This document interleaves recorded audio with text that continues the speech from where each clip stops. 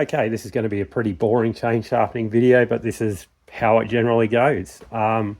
This is an MS310 20-inch bar. It's running an Oregon full chisel. I did some cutting 2 days ago. I got lazy when I finished and just left the saw. So I thought I'd just show what regular everyday sharpening is like. I've done a lot of really messed up stuff. What do I do normally? It's literally ran for maybe 1.25 tanks of fuel. It was nothing major. I'll just show you what I do. You can get an idea how long it takes. The only difference is I'm going to be working on a bench here. Usually I'm just working on a fallen tree, a stump, one of the firewood rounds. Tractor tires are probably my favorite thing to work on because it holds the saw really well. But I'll show you what I'm about to fix and the process of fixing it. All right, so just quickly up close, that's our chain. It's an old Oregon LGX. This thing's sharpened in a particular way to suit my application. I'm going to do probably a more in-depth video on this at some stage. Okay, so what we're looking for, if I zoom you guys right in, hopefully I can pick one of these up. You can see the cutter actually looks pretty damn good all in all.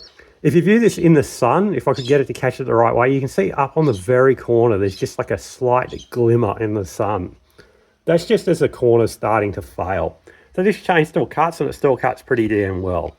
But this is why you sharpen generally every tank of fuel. You're just trying to correct those little things before they become a bigger issue. So this cutter here might show it slightly better because it's dirty and there's like a couple of little clean spots. It's just ever so slightly starting to roll that corner. I'll show you it from the top and then we'll just fix it. So this is the chain looking at the top. As you can see, it's still a pretty clean edge. It's ever so slightly starting to roll over, but really nothing major. So I'll just show you what I do to fix it. Regular sharpening, what actually happens, like when you're touching it up after every tank of fuel. I'm going to try and keep my arms out of the way.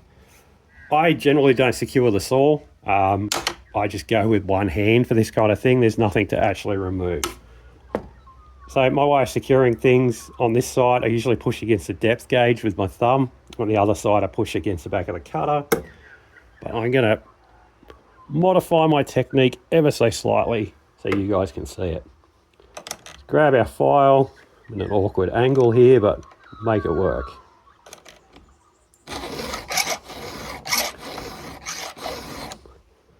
Just run through it a few times. I'm not getting hold of that very well due to the angle I'm on.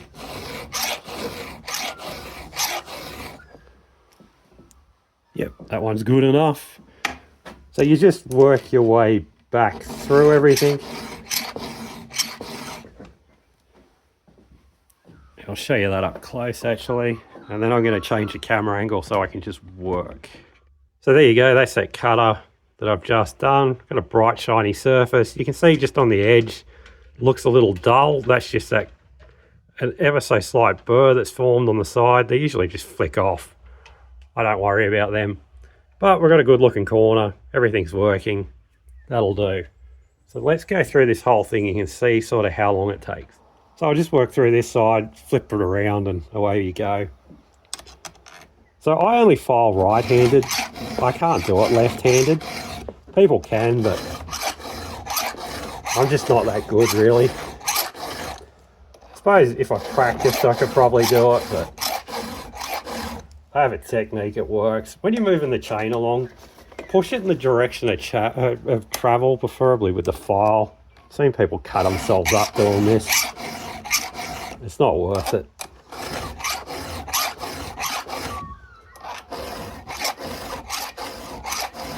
That one felt a bit different. I'd say it had a little bit more damage on it. Same with that one. If you ever got to use these older Oregon LGX chains, they're still available in 325 actually. The stuff got a hell of a reputation for being soft, which is seen as a bad thing. But a lot of guys who file absolutely love these things. They are so easy to file. Feels magic. They really are probably the nicest chains around to sharpen.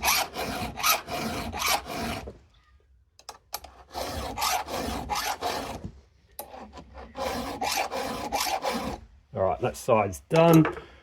All right, so we're on the other side. Like I said, I don't sharpen left-handed. I just flip the saw around.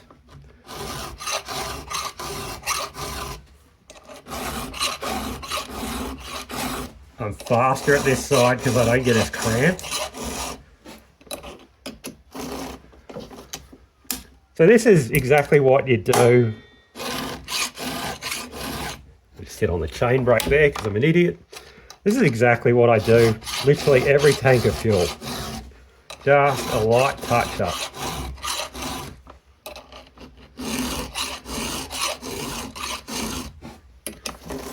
If you're in really nasty stuff and it's tearing the chain up, sometimes you've got to put in a bit more effort, but for the most part, this is about all it takes.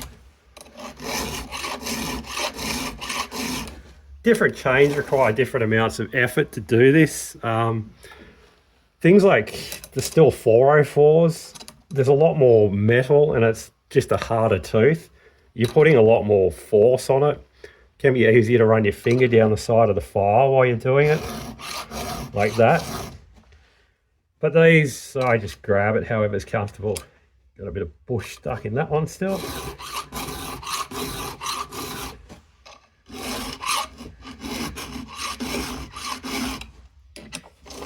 Geez, changing technique to be on camera is not helping. Sometimes it can be helpful just to push a bar down into something. That makes your life easier. We're done. Show you them up close to show you that I'm not lying.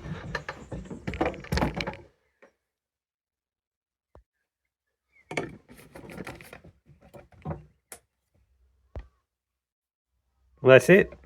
Nice even chrome. Everything looks pretty good. That's ready to go back to work. So if you ever hear me referring to, sharpening after every tank of fuel, it's because this is literally what you're doing. After you've done this enough, it becomes pretty second nature. You can do it pretty much anywhere. There's the rest of the cutters down there. Might be able to zoom in better.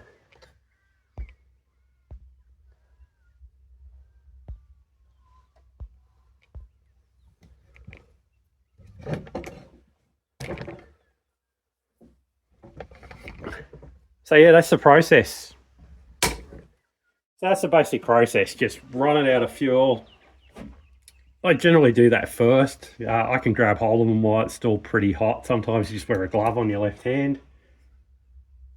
Run around, give it a quick sharpen, fuel and oil back in it, just check that you got chain tension, send it back on its way. Bit of a repetitive process, but you generally cut through a fair bit of wood on a tank of fuel, so yeah. Anyway, like I said, it wasn't an exciting video, but that's just the day-to-day basics of doing this stuff.